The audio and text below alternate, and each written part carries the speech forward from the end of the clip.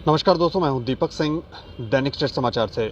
शोपियां में इस समय इनकाउंटर चल रहा है और वहां से जानकारी ये मिल रही है कि दो अनआइडेंटिफाइड मिलिटेंट जो हैं, आतंकवादी जो हैं, उनको मार गिराया गया है। इसके अलावा पुंछ में सेना को बड़ी कार्रवाई करने की तैयारी में है, क्योंकि कल से ये खबरें हम तक पहुंच रही हैं कि वहां पर लोगों को ये कहा जा रहा है कि वो अपने घरों में लौट जाएं, दुकानें बंद कर जाएं, और मस्जिदों के स्पीकरों से भी ये लोगों से आह्वान किया जा रहा है कि आप चले जाएं। तो इसका अर्थ यही लगता है कि कहीं ना कहीं कोई बड़ी कार्रवाई वहां पर करने के मूड में सेना दिख रही है, क्योंकि वहां पर पिछले दिनों हमारे कुछ जवान जो थे वो शहीद हो गए थे और उसके बाद लगातार इनकाउंटर चल रहे हैं। और इसके अलावा एनआईए की तरफ से 16 जगहों पर, अलग अलग जगहों पर रेड की गई है।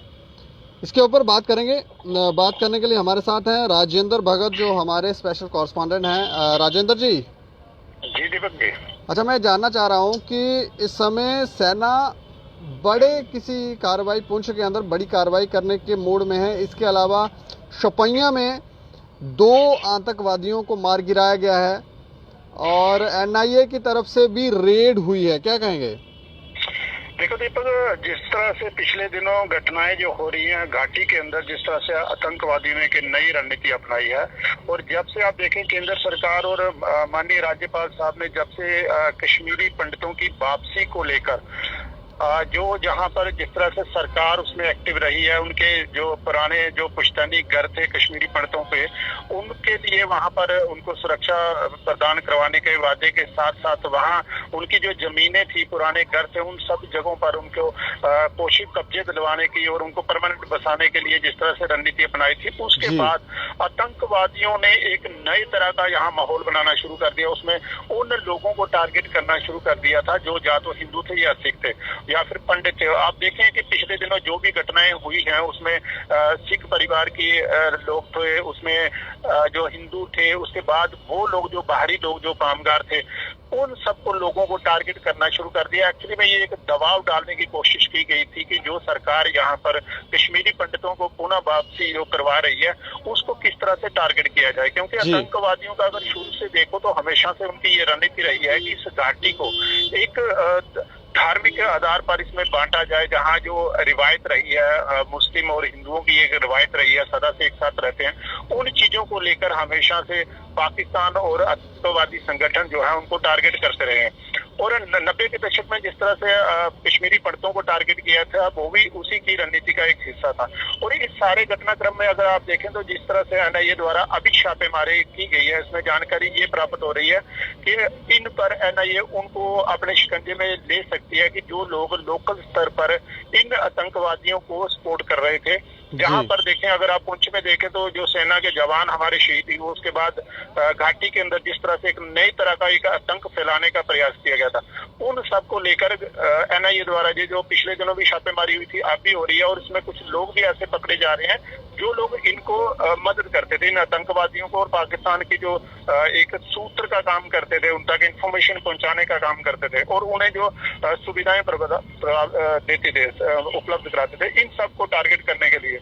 और दूसरी तरफ दीपक, अगर आप देखें तो पुंछ के अंदर भी जिस तरह से अभी सेना प्रमुख का दौरा हुआ था, उसके बाद लोकल स्तर पर देखें जो माइकों में, वहां मस्जिदों के ऊपर माइकों में जहां जिस तरह से सेना द्वारा ये जानकारी दी गई, लोगों से ये अपील की गई कि वो दुकानें अपनी बंद रखें, अपने घरों से बाहर नहीं निकले, तो उसके बाद भी वो जो जंगल थे, जिन जगह पर बाटा दूरियां जो जंगल है, वहां पर भी इस तरह की आवाजें आ रही हैं, धमाकों की भी कुछ आवाजें आई हैं वहां पर। तो सेना जो थी कोई बड़ी कार्रवाई कर सकती थी, इस तरह के संकेत तो पहले से मिल रहे थे जी। लेकिन अभी जो जानकारी मिली है कि वहां सेना ने कुछ अपना ऑपरेशन जो है उस तरह से वहां जंगल के अंदर शुरू किया है, और जहां पर उनके जो ठहरने के जो आतंकवादी जहां छुपे होते थे, क्योंकि ये जो जंगल है ये आम पब्लिक से दूरी पर है ये जंगल, और वहां पर छुपने के जो है कई साधन आप देखें दीपक, जम्मू कश्मीर के अंदर आतंकवादियों के एक जो सपोर्ट मिलती है वो जंगलों की मिलती है। और वहाँ अगर घाटी के अंदर भी देखें और पुंछ जैसे इन क्षेत्रों में भी देखें तो वहाँ जंगल काफी बड़ी संख्या में, और ये सारे जंगल जो है कहीं ना कहीं बॉर्डर के आसपास लगते हैं, और वहाँ आतंकवादी जो है वो वहाँ ठिकाने बना देते हैं। और यहाँ भी यही हुआ था कि उन्होंने अच्छी लोकेशन अपने लिए बना के रखी थी जहां पर हमारे जो सेना के जवान शहीद हुए थे, तो वो उन्हीं स्थानों का उपयोग करते थे। अब सेना ने उनको वहां तक पहुंचने से बेटर है कि सेना जो है हमारी, उसमें उनके पास वेपनों की तो कमी नहीं होती, अब उन हथियारों का भी इस्तेमाल किया जा रहा है। और जानकारी ये मिल रही है कि कुछ जो सेना के कमांडोस हैं वो उन लोगों ने मोर्चा वहां संभाल लिया है। इसके संकेत जो सेना कार्रवाई कर रही थी, जिस तरह लोकल लोगों को भी कहा गया, आसपास के लोगों को भी कहा गया कि वो घरों के अंदर रहें, तो हो सकता है इसमें जानकारी ये मिल रही है कुछ ड्रोन्स का भी सहारा लिया जाएगा, कुछ अच्छी जो तकनीकें हैं सेना द्वारा वो उपयोग की जाएंगी और इसमें आतंकवादियों पर कोई बड़ी कार्रवाई हो सकती है। क्योंकि जब जो बंकर टाइप के जो होते हैं, जो पहाड़ों के बीच में बनाए जाते हैं, उस तरह के कोई स्थान जो है हो सकता है आतंकवादियों ने बनाया हो, तो उस पर कार्रवाई करने के लिए बड़े हथियारों का भी उपयोग हो सकता है। और सेना प्रमुख ने जिस तरह यहाँ आए थे, तो इससे ये साबित होता था कि स्थिति कोई गंभीर है।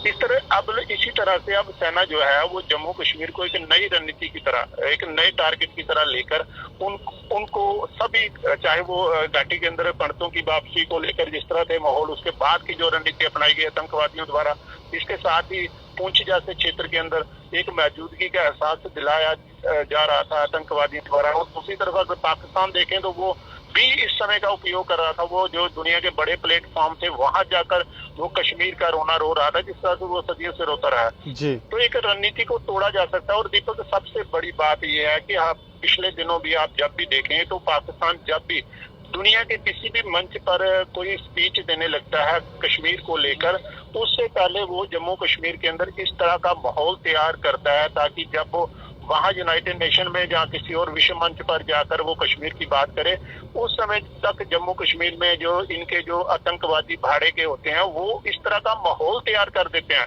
ताकि दोनों ये खबरें जो है अंतर्राष्ट्रीय खबरें बन जाएं, ताकि लोगों को ये बताया जा सके कि जो जम्मू कश्मीर का माहौल है ठीक नहीं है। तो ये पाकिस्तान हमेशा से ये रणनीति अपनाता रहता है। लेकिन इस बार जो हमारी सुरक्षा एजेंसियां हैं, सेना है, पुलिस है, वो इस कोशिश में है कि वो लोग जो इस तरह का माहौल बनाने के लिए वहाँ जो स्थिति तैयार करते हैं, उसमें जो लोग शामिल होते हैं एनआईए द्वारा, उन पर भी इस समय शिकंजा कसा जा रहा है। मुझे लगता है कि आने वाले दिनों में दोनों तरफ से, एक तो पुंछ की ओर से भी हमें कोई बड़ी खबर सुनने को मिल सकती है कि वहां आतंकवादियों के किस तरह से ठिकाने थे, क्या थे, जिनको धराशायी किया गया है, और दूसरी ओर एनआईए ने जो कौन सी बड़ी कार्रवाई इसमें की है, किन लोगों को पकड़ा गया है जो लोग इन आतंकवादियों का साथ देते रहे हैं। जी दीपक, पुंछ में क्या लगता है कितने आतंकवादी जो हैं वो वहां पर जंगलों में छिपे हो सकते हैं? कुछ जानकारी इस तरह की मिल रही है कि कितने आतंकवादी हो सकते हैं?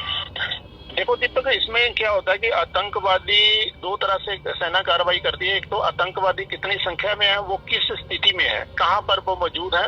होता क्या है कि अगर 2 या 3 आतंकवादी भी किसी ऐसी स्थान पर जहाँ पर उन्हें सुरक्षा मुहैया हो रही हो, ऐसी जगह पर वो वहां करके टारगेट ज्यादा लोगों को कर सकते हैं। और दूसरी तरफ उनको बाहर से मदद क्या मिल रही है। ये सारी रणनीतियां जो है वो उसी समय उजागर होती हैं कि जब वहां पर सेना का कब्जा हो जाए। इसके साथ ही कितने लोग हैं जो अभी तक यहाँ आए थे घटना करने के बाद, क्या किसी को सुरक्षित स्थान पर भाग तो नहीं निकले, या फिर कितने लोग और थे कहाँ आए हैं, ये सारी रणनीतियां अभी तक इनका खुलासा नहीं हो सकता। लेकिन जिस तरह से उन्होंने कार्रवाई की है, तो शुरू में ये बताया जा रहा था कि 3 से 4 से या 5 इस तरह की कुछ आतंकवादी हो सकते हैं। लेकिन कार्रवाइयां जिस तरह से हो रही हैं, उससे ये लगता है कि या तो आतंकवादियों के पास हथियार ज्यादा हैं, जहाँ वो कोई ऐसे सुरक्षित स्थान पर हैं जहाँ वहां पर उन्होंने कोई इस तरह का कुछ स्थान बना लिया जहाँ वो टिके हुए हैं, या फिर आतंकवादियों की संख्या कुछ ज्यादा हो सकती है। ये सारी चीजें जो है तभी बाहर आएंगी जब तक सेना जो है वहां पर अपने ऑपरेशन को कामयाब नहीं होती।